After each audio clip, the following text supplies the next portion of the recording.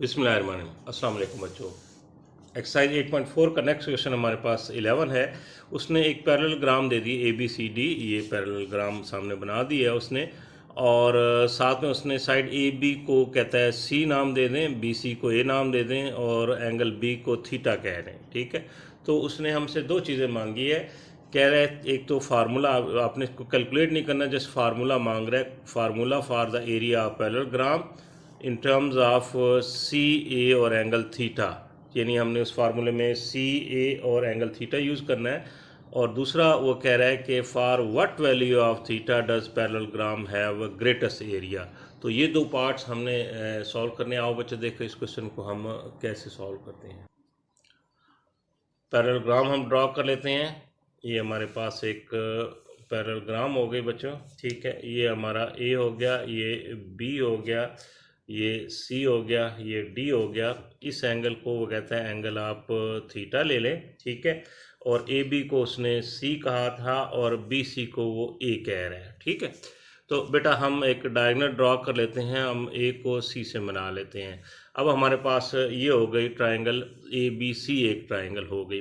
तो आपको पहले भी मैं बता चुका हूँ कि एक पैरेललोग्राम हो, रेक्टेंगल हो या स्क्वायर हो, उसके अगर आप डायगोनल ड्रॉ करके एक ट्रायंगल ड्रॉ करते हैं तो ये ट्रायंगल दोनों आपस में बराबर होंगी। कैसे? क्यों कि अपोजिट साइड्स इक्वल हैं, ये साइड इसके इक्वल है, ये साइड इसके इक्वल है, और अपोजिट एंगल्स इक्वल होते हैं इस किस्म के जो पॉलीगॉन उनके अंदर। ठीक है, तो अगर हम इस ट्रायंगल का एरिया निकाल लेते हैं तो इस ट्रायंगल का एरिया और इस ट्रायंगल का एरिया दोनों बराबर होगा।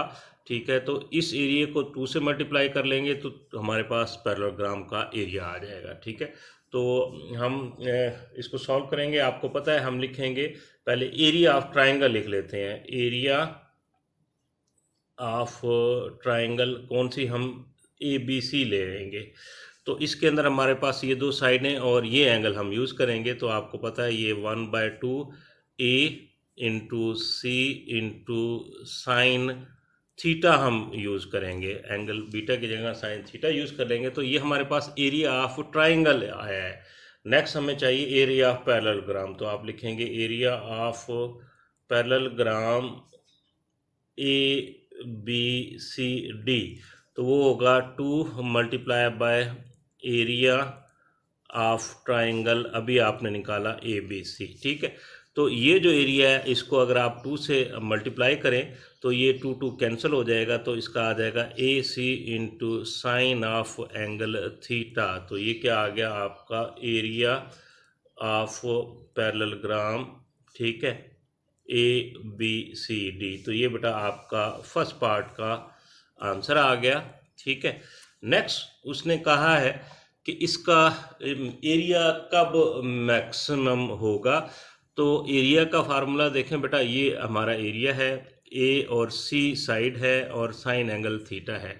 अब इसमें जो साइडें हैं, अगर साइडें A और C इसमें से इनकी वैल्यू चेंज कर दें, जो भी कर लें, तो उनको मल्टीप्लाई करने से आंसर सेम आ जाएगा। ठीक है, तो सिर्फ जो चीज़ मैटर करने वाली है वो साइन एंगल थीटा एरिया में मैटर करने वाली है। तो साइन एंगल थीटा की जो मैक्सिमम जो वैल्यू होगी, जो मल्टीपल होगा, वो इस एरिया को मैक्सिमाइज कर देगा। ठीक है, तो याद रखें आप, फॉर एग्जांपल हम लिख लेते हैं साइन एंगल थीटा।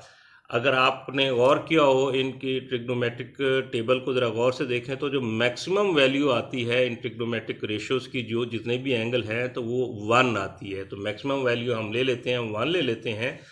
तो एंगल थीटा हमने फाइंड करना है, तो साइन इधर आके साइन आपका इन्वर्स ऑफ 1 हो जाएगा।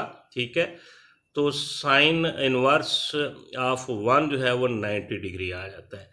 तो थीटा की वैल्यू, इसका मतलब है अगर 90 होगी तो एरिया आपका मैक्सिमम आ जाएगा। तो इस तरह आप एक दूसरी चीज़ भी यहाँ से फाइंड कर सकते हैं कि एंगल थीटा जब आपका 90 होगा तो ये आपकी फिर पैरेललोग्राम एक तरह नहीं रहेगी, आपकी रेक्टेंगल बन जाएगी। तो ये बेटा आपका क्वेश्चन नंबर 11 था।